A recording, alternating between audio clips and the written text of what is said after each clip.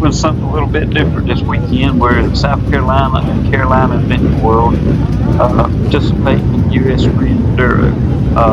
It's an ISDE qualifier for the race that's going to be held in Argentina this year. So a lot of serious riders here competing to try to go to that. Many have competed in different countries over the years, so a lot of great riders here this weekend. They actually offer a vintage class, so that's one of the reasons we wanted to come down. Most places don't have modern and vintage classes, and most of the time we just run in modern classes. So it's good to see some of the old vintage guys out here riding. There wasn't but 3 of us total, but good to see them. Any of you other vintage guys out there, or guys and girls that want to come out and ride where they have a class for you, this series kind of goes up and down the East Coast, so a great opportunity to come out and challenge you a little bit. So y'all come out and give it a go. This is Anthony here. He's on the Mako. He came all the way from New York. This track was laid out great. They had fresh bulldozed built this track, and it rained all night the night before, so it turned into a mud fest. The track was really muddy, and that's Ben Thomas there on the RM. He found him a good deep hole right off the bat and got stuck, like a lot of these guys have. I really miss the carburetor setup. It had been hot and pretty, and then all of a sudden we come out with about a 40-something degree, raining, spitting rain all day, foggy, and my bike just laid down on the bottom, and it's running. I reckon it was a little bit too lean. I ended up adjusting it throughout the day and got it better, but it didn't get off to a good start. Trying to get it back up on this hill here, it's a little steeper than what it looks, but just trying to pick back up was a job in all the mud, and so wasn't exactly how I envisioned the day starting.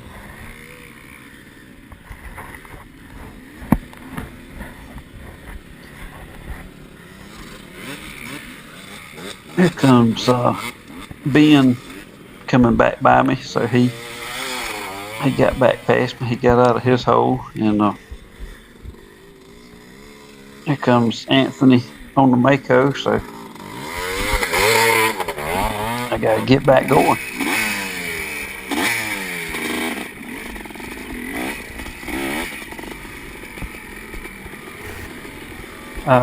Get back around here, another curve or two, and Anthony and Ben have run into trouble on the hill, so just survival, trying to stay upright. I quit trying to climb the hills in second gear, so just went back to first and just go at it. This part of the track in the pines back here, they actually, after this test, they took this out of the race completely, because everybody was getting stuck, and they actually had to delay the next test on the cross test because there were so many bikes stuck out here. It took them so long to get everybody out the track, so they just done away with the pine section of this because it was so bad. They actually got the bulldozer out that night and worked till about 10 o'clock that night, and was out there at daylight the next morning and tried to get it back usable. But I think the youth, whenever they done the first test through this, and it got right back bad again, so they ended up shortening it down to about a 2-mile test for the Enduro, the Woods Enduro, and the cross test, which was the open bit. So they worked hard trying to keep it usable. Just Mother Nature wasn't cooperating.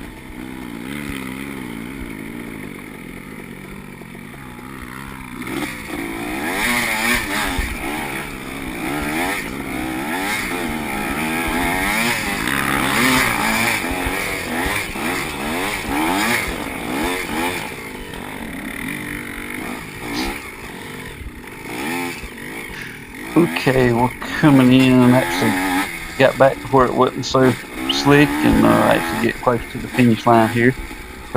This is the cross test end of the first one, so that was the worst one by far for the day, and had to do this one twice more throughout the day, and we're fixing to go over to the wood section and do the enduro part of it.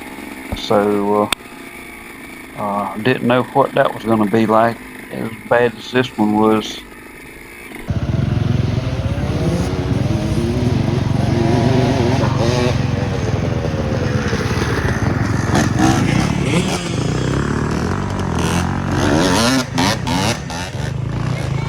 Okay, so actually I just kind of jumped way ahead on this one, and this was probably the worst part of the day for me. I hit this hole here, and the bike would roll backwards, but my front forks stick down a little bit lower. The whole bike is a little bit lower than the newer, but my fork literally was just pushing mud, and I didn't have enough ground clearance.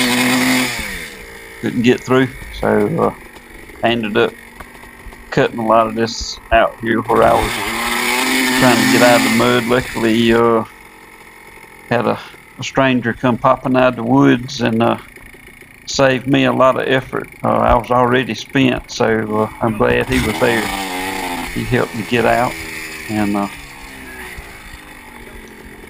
but anybody that has been stuck before knows how it really just sucks all your energy.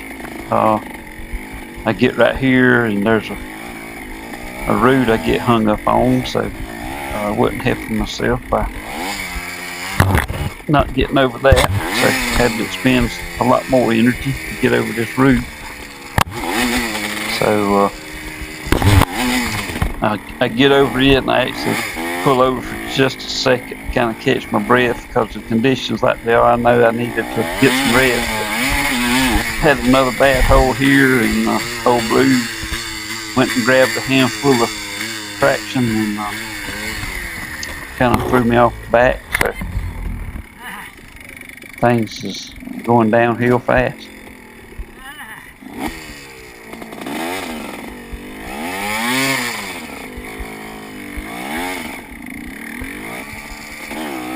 Luckily, the crew, they basically had to cut a whole new woods track before the next day, and shortened up both tests. Just the conditions were so bad till it wasn't really usable, so they worked really hard to try to keep us some track to race on. And I'll get day 2. I'll put a video up showing. I won't show the whole lap, but I'll probably show some and let y'all see what day 2 looked like. So appreciate y'all watching, and see you next go around.